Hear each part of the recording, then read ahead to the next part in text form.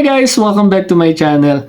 Kakatapos lang natin ng Zoom meeting at may client tayo na naghahanap ng barista and tea boy. Kung kayo nandito sa Saudi Arabia, hiring tayo ng tea boy. Local hiring lang po.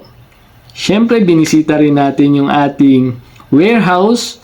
Ang ganda ng kita. So far, so good. And ang ating trading is live. OFW. Kahit gaano kalaki ang sinasahod mo, temporary lang yan. You need to save and invest to build a passive income. This is your Habibi Millionaire. Hop. OFW, maging matalino para di sayang ang reals.